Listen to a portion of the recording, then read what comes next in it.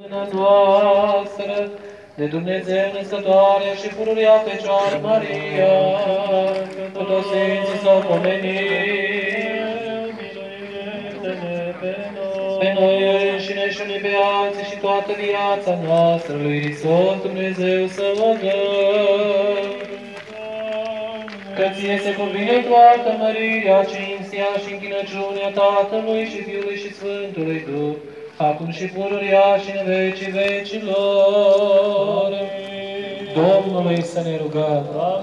Doamne, care cu mila și cu îndurările Tale te măduiezi robirile sufletelor și ale trupurilor noastre, însuși, Stăpâne, sfințește unde lemnul acesta, ca să fie celor ce se vor unge din el spre tămăduire, spre izbăvire de toată patima, din acinea trupului și a sufletului și a toată răutatea, ca și într-o această preamăreasă preasfânt numele Tău, al Tatălui și al Fiului și al Sfântului Duh, acum și pururea și în vecii vecilor. Amin. Domnului să ne rugăm. Doamne, care cu mila și cu îndurările Tale tămăduiești zdrobirile sufletelor și ale trupurilor noastre, însuși, Stăpâne, sfințește îndelemnul acesta, ca să fie celor ce se vor unge din el spre tămăduire, spre izbăvire de toată patima, închinăciunea trupului, a sufletului și de toată răutatea, ca și într-o aceasta să se preaslăvească preasfântul numele Tău, al Tatălui și al Fiului și al Sfântului Duh, acum și pururea și în vecii vecilor. Amin. Domnului să ne rugăm. Doamne, care cu mila și cu îndurile Tale te măduiți drupile sufletului și a trupurilor noastre, însă, Stăpâne, sfințește un lemn acesta, ca să fie robilor Tăi care se vor jini spre tămăduire și să plăvi de toată patima, tinăciunea trupului și a sufletului și de toată răutatea, ca și într-o această spre a slăvească prea Sfântului Tău al Tatălui și al Fiului și al Sfântului Duh, acum și pururea și în vecii vecilor. Domnului să ne rugăm. Doamne, miluiește!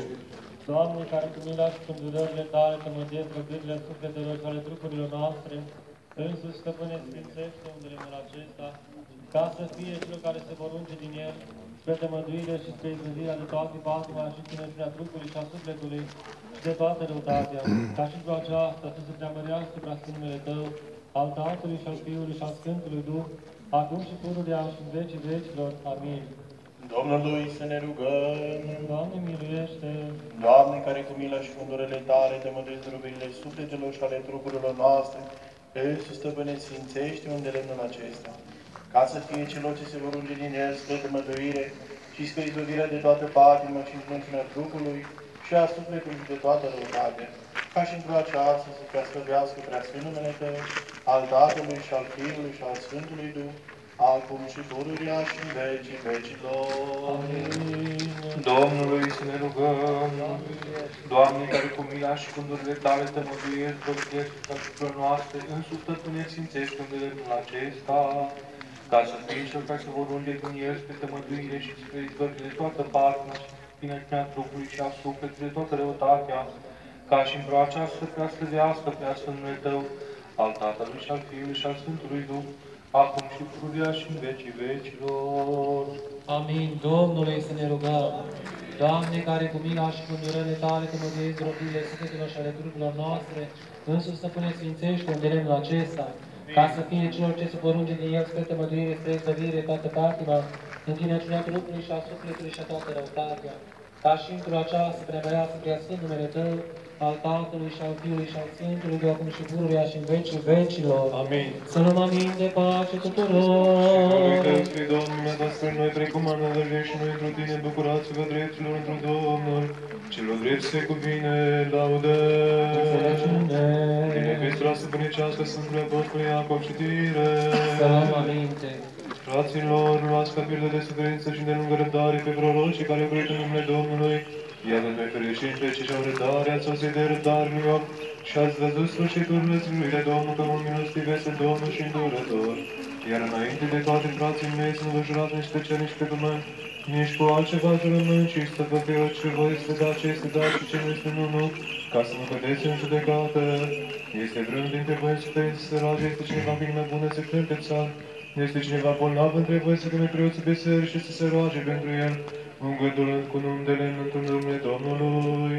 Și rugăciunea credinței va mântui pe cei bolnavi și Domnul va ridica și de va fi cu păcate se va ierta lui. Mărturisiți-vă deci unul altuia păcatele și vă rugați unul pentru altul, ca să vă vindecați de mult poate rugăciunea stăruitoare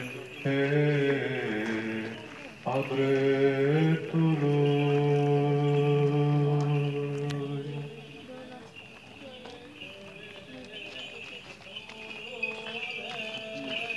Și Duhului Tău, aleluia, aleluia, aleluia. Înțelepciune drept să ascultăm Sfânta Evanghelie, pace tuturor. Și Duhului Tău. În Sfânta Evanghelie de la Luca, citire. Mărire Ție, Doamne, mărire Ție. Să luăm aminte, în vremea aceea a venit la Iisus un învățător de lege, ispitindu-l și zicându-i, învățătorule, ce să fac ca să moștenesc viața cea veșnică? Iisus l-a întrebat ce este scris în lege, cum citești? Iar el răspunzând a zis să iubești pe Domnul Dumnezeul tău din toată inima ta și din tot sufletul tău și din toată vârtutea ta și din tot cugetul tău, iar pe aproapele tău ca pe tine însuți. Atunci Iisus i-a spus, drept ai răspuns cu aceasta și vei fi viu.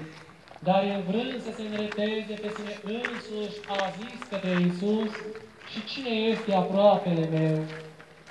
Iar Iisus răspunzând a zis, un om oarecare se cobora din Ierusalim în Ierihon și a căzut între tâlhari care după ce l-au dezbrăcat și l-au rănit s-au dus lăsându-l de viu.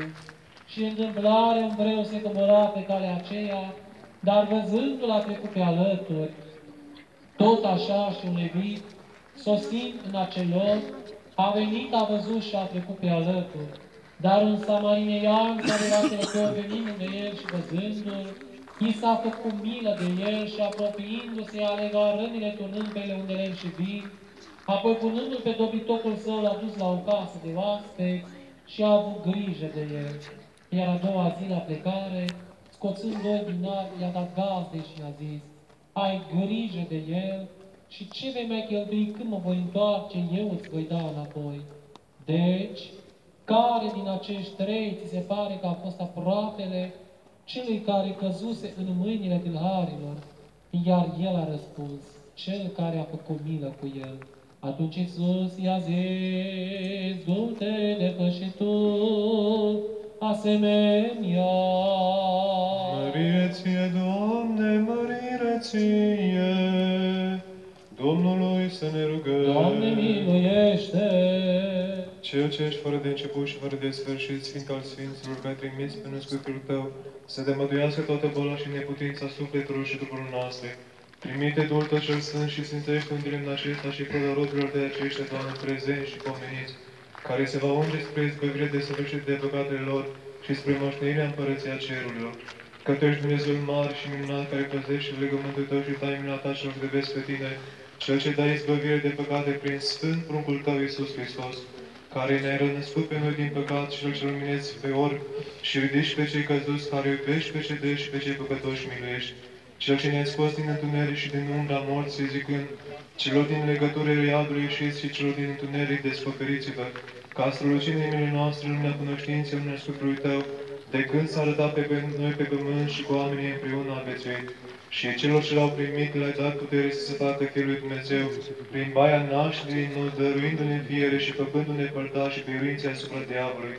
Pentru că n-ai binevoit a ne curăți prin sânge, și ai dat și un de lemn sfințit cu cruce, ca să ne facem noi turma lui Hristos, preoție împărătească, neam sfânt, curățindu-ne cu apă și sfințindu-ne cu Duhul Tău cel Sfânt. Însuși, Stăpâne, Doamne, dă-ne har spre slujba Ta aceasta, precum ai dat lui Moise slujii Tale și slujii Samuel, iubitului Tău, și lui Ioan, alesului Tău, și tuturor celor ce au bineplăcuție în fiecare neam și neam. Așa, fă-ne și pe noi să fim slujitori ale legii Tale și noi a Fiului Tău, prin undelemnul acesta pe care sfințește-l cu scump sângele Său, ca despregându-ne de boftele celor mei să murim păcatului și să veim dreptății, îmbrăgându-ne în Domnul nostru Iisus Hristos, prin ungerea cu sfințenie și veva dusă undelemnul acesta. Facă-se, Doamne, undelemnul acesta, undelem de bucurie, undelem de sfințenie, în îmbrăcăminte părătească, pavăză puternică, izbăvitoare de toată lucrarea diavolească, pe cete nestricată, bucuria inimii, veselie veșnică. Ca și cei care se vor unge cu undelemnul acesta al înnoirii să fie de temut pentru cei potrivnici, și să strălucească în slujirea Sfinților Tăi neavând întinăciune orpliană și să fie primiți în odina Ta cea veșnică și să ia plata chemării celei de sus. Că Ție se cuvine să ne miluiești și ne mântuiești pe noi, Dumnezeule, Dumnezeul nostru, și Ție mărire ți înălțăm împreună și Născuiului Tău și prea Sfântului Duh, acum și pururia și în vecii vecilor. Amin. Miluiește-ne pe noi, Dumnezeule, după mare mila Ta rugăm-ne, Ție auzi-ne și ne miluiește. Doamne miluiește, Doamne miluiește, Doamne miluiește. Te rugăm pentru mila, viața, pace, sănătate, mântuirea, cercetare, lăsare și iertarea păcatelor robilor lui Dumnezeu. Prezent și pentru cei care se vor pomeni sau pomeni această sfântă taină, și pentru ca să îi se iertelor toată greșeala cea de voie și cea fără de voie. Doamne miluiește, Doamne miluiește, Doamne miluiește.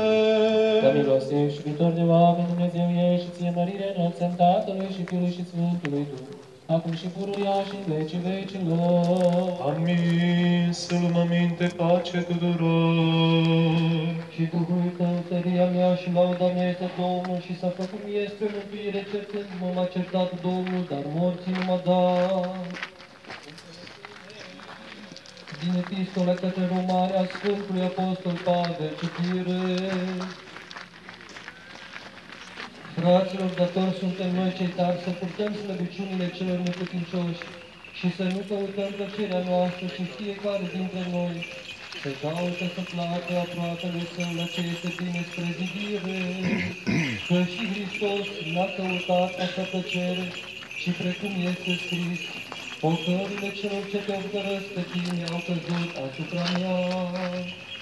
Căci toate câte s-au scris mai înainte s-au scris spre învățătura noastră, ca prin răbdare și mângâiere care vin din Scripturi să avem nădejde, iar Dumnezeu răbdării și al mângâierii să vă dea vouă a gândi și a fel unii pentru alții după Iisus Hristos, pentru ca toți la oaltă și cu o singură gură să slăviți pe Dumnezeu și Tatăl Domnului nostru Iisus Hristos. De aceea primiți-vă sufletește unii pe alții, precum și Hristos v-a primit pe voi, spre slava lui Dumnezeu. Pace ție, Sfințite Cititorule! Aleluia, aleluia, aleluia! Înțelepciune drept să ascultăm Sfânta Evanghelie, pace tuturor! Și Duhul Din Sfânta Evanghelie, cea de la Sfântul Evanghelist, Luca citire. Slavă ție, Doamne, slavă ție! Să luăm aminte. În vremea aceea trecea Iisus prin Ierioan și iată un om bogat, un om lezaiu care mai mare peste vameș, căuta să vadă cine este Iisus, dar nu putea de mulțime pentru gran mic de statură. Atunci, alergând înainte, s-a sugând în duc ca să-l vadă, căci pe acolo avea să treacă.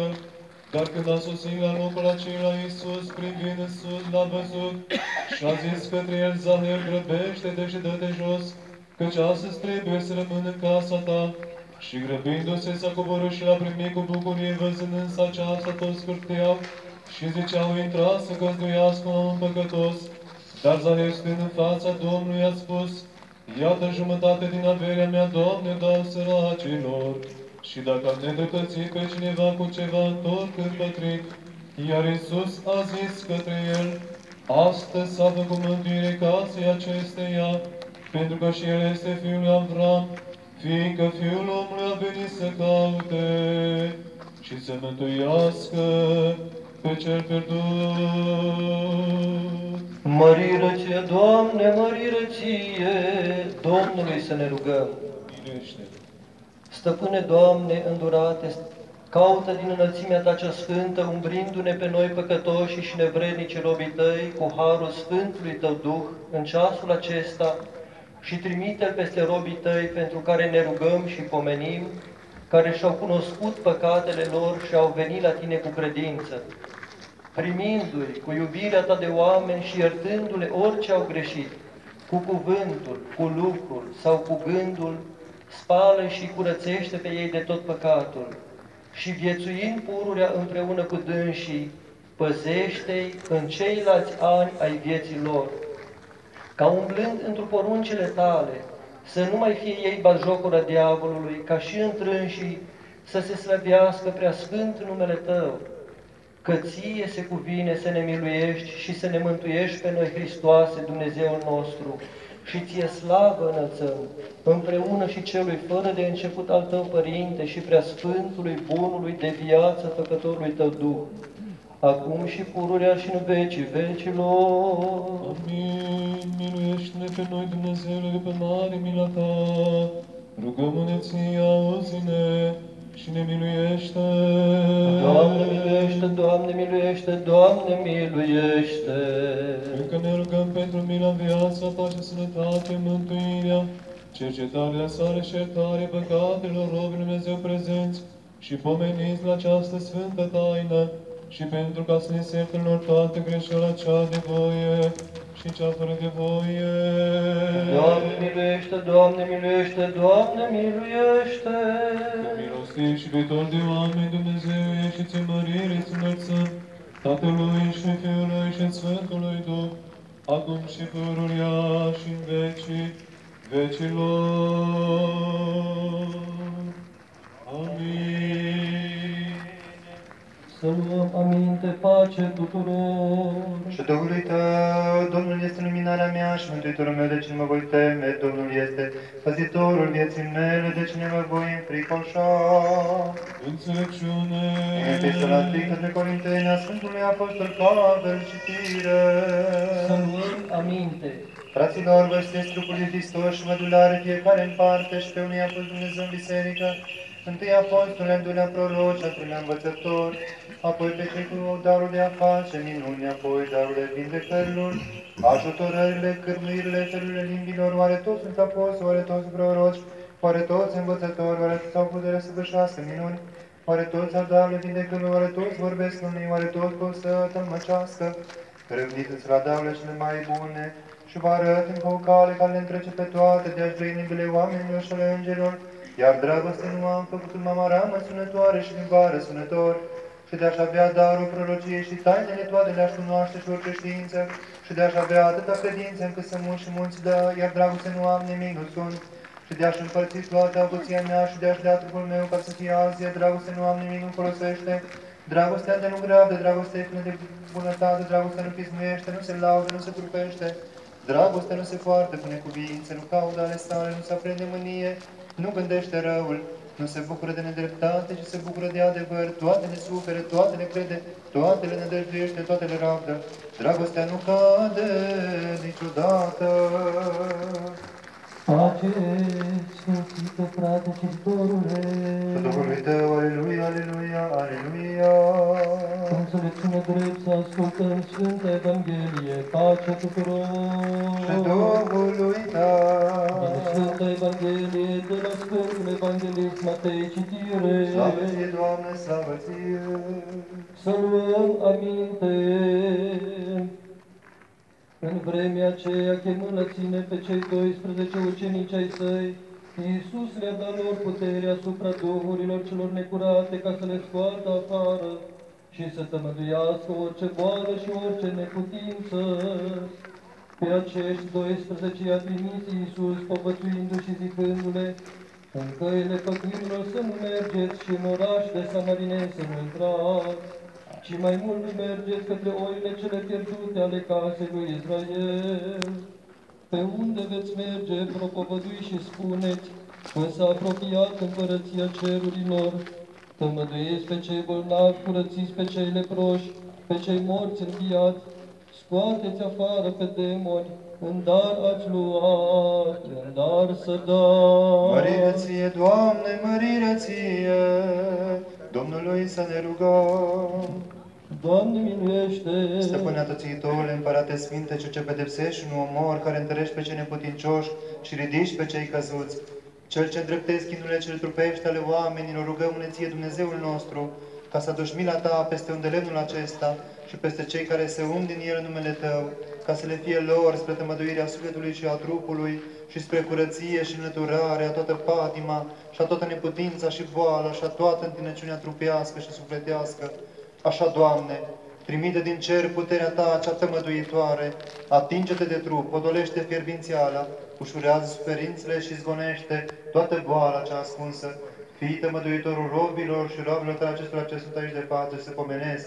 Ridică-i pe dânsi din patul durerii și din așteptul chinuirii, dăruiește pe dânsi sănătoși și întregi bisericii Tale ca să fie bine plăcuți Ție și să facă voia Ta.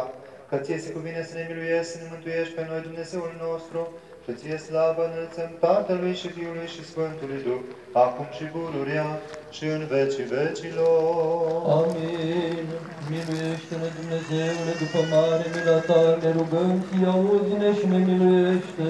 Doamne miluiește, Doamne miluiește, Doamne miluiește.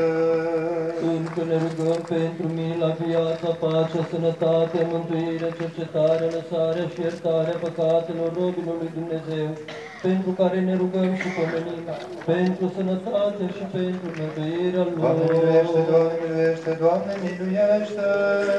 Că milostiv și iubitor de oameni, Dumnezeu ești și Ție slavă înălțăm, Tatălui și Fiului și Sfântului Duh, acum și pururea și în vecii vecilor.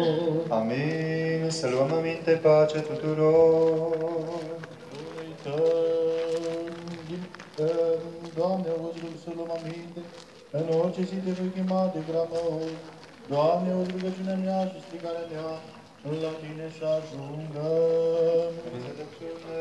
Epistola a doua către Corinteni, a Sfântului Apostol Pavel, citire. Aminte.